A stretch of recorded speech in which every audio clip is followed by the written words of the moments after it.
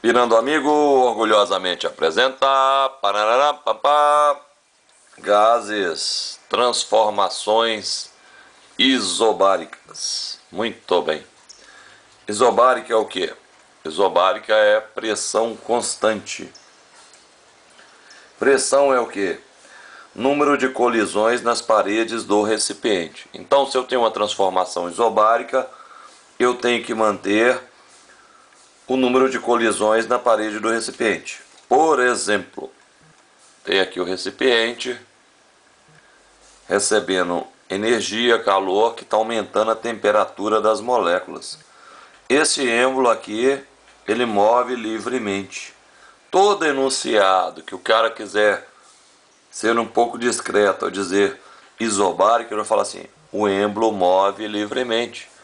Ou seja, se eu aumentar a energia cinética média das moléculas, se eu aumentar a temperatura, o volume vai aumentar também para manter o mesmo número de colisão das moléculas. Aumentando a temperatura, a gente aumenta a agitação das moléculas. Como a pressão é constante, para manter essa pressão, se aumentou a temperatura, aumentou a velocidade das moléculas, eu tenho que aumentar o volume, ok? Então, matematicamente falando, PV é igual a nRT. Vamos isolar quem é constante. Quem é constante? O N. Por que o N é constante? Porque a massa do gás não foi alterada, o R, que sempre é constante, e o P, por se tratar de uma transformação isobárica. Então, V sobre T vai ser constante. V1 sobre T1 é igual a V2 sobre T2 e assim sucessivamente.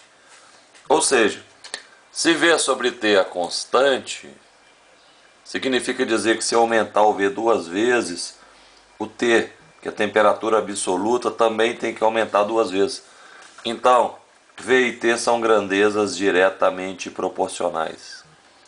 Então, meu gráfico é uma reta que passa pela origem, temperatura absoluta, Kelvin, e o volume. Se eu quisesse fazer o mesmo gráfico, porém em graus Celsius, teria esse gráfico aqui. 0 Kelvin corresponde a menos 273 graus Celsius, ok? Se eu for fazer o gráfico pressão e volume, vai ser esse gráfico aqui. A pressão é constante, não é? E quando a temperatura aumenta, o volume também tem que aumentar, porque pressão é o número de colisões nas paredes do recipiente. Se aumentou a temperatura, significa dizer que aumentou a velocidade média das moléculas. Para manter a pressão, que é o número de colisões nas paredes, aumentou a velocidade, tem que aumentar o volume também. A distância entre as paredes tem que ser maior para que a gente consiga manter o número de colisões. Então, olha só, o isoterma 1 está aqui, o isoterma 2 está aqui. Eu estou afastando do zero, ó. Então a temperatura está aumentando. Quanto mais externo for o isoterma, maior a temperatura. Temperatura 1 é maior que o 2. Se eu mantivesse o volume com maior velocidade das moléculas, ia aumentar a pressão. Como eu quero a pressão constante, aumentou a temperatura na mesma proporção que aumentou a temperatura absoluta, eu vou aumentar o volume. Diminuiu a temperatura, na mesma proporção que diminuiu a temperatura absoluta, eu vou diminuir o volume. Ok, compartilhe, inscreva-se e dê um joinha. Valeu! Tarantá!